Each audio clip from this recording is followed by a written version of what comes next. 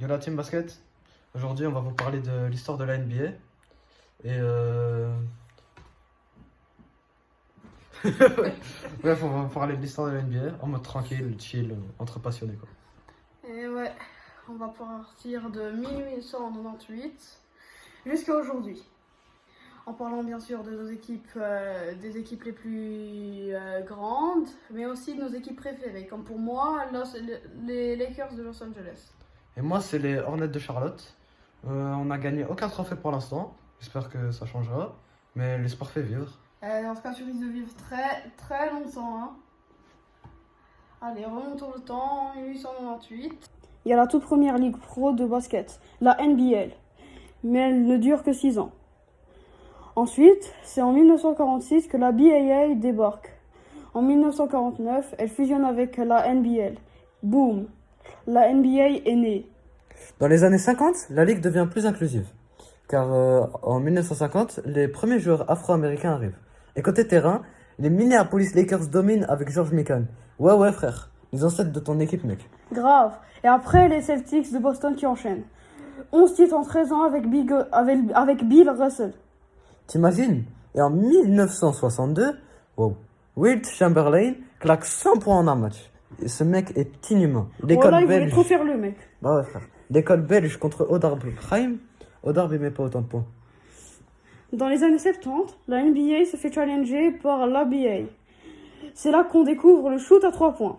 Et des gars comme Julius Erving, aka Dr. J. Ok. En 1976, fusion entre les deux ligues. Et la NBA garde les bonnes idées. Ok. Bon, maintenant, mes années préférées. Les années 80-90. Là, c'est la folie. Magic Johnson, ton gars. Larry Bird. Et bien sûr, Michael Jordan. Qui met tout le monde d'accord. L'icône. Les Chicago Bulls dominent les années 90. Mais n'oublions pas, les Lakers restent là, solides. Et plein de nouvelles équipes débarquent, comme les Raptors, Miami, Orlando. Dans les années 2000, la NBA s'ouvre au monde. Des gars comme Dirk Nowitzki, Yao Ming, Paul Gasol débarquent. Et la ligue crée la WNBA, la ligue pour femmes, et ainsi que la G-League, où on trouve les futures stars. Le jeu devient plus rapide, plus collectif. Et ça commence à ressembler à ce qu'on voit aujourd'hui.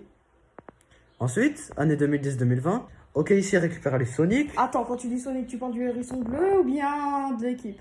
Du hérisson bleu, sérieusement. Désolé. Allez. Et surtout, en 2019, les Raptors deviennent les premiers champions non américains. Et en 2020, le coronavirus. Corona? Je parle du virus. Ah. Saison arrêtée. Et puis relancée dans la fameuse bulle d'Orlando. Historique. Depuis 2020, la NBA ne s'arrête plus. Des matchs à Abu Dhabi, Shanghai et bientôt une expansion en Europe en 2025 avec le projet NBA Europe. C'est devenu un sport mondial, mec. Tu peux être fan de la NBA où que tu habites. Paris, Dakar, Tokyo ou même Buenos Aires. Et pour la prochaine vidéo, ça sera entraînement pour avoir le même physique que Shaquille O'Neal. Donc si tu veux l'avoir, reste branché. Avant de finir, petit moment fanzone. Mon équipe préférée à moi, c'est les Hornets de Charlotte. On gagne pas beaucoup, mais on a du style, on a Lamelo, le gars il est trop drôle. Donc voilà, c'est pour ça. Et moi, mon équipe préférée, c'est les Lakers, avec Kobe, LeBron, Oui. et avant Shaq, mon GOAT. Comment tu peux l'oublier? Il n'y a que des légendes dans ce club, vraiment. Ok, bah voilà, vous avez appris à nous connaître et j'espère que vous connaissez plus sur l'histoire de la NBA. Si t'as aimé, tu peux lâcher un pouce bleu et me dire quelle est ton équipe. Nous dire quelle est ton équipe préférée NBA en commentaire.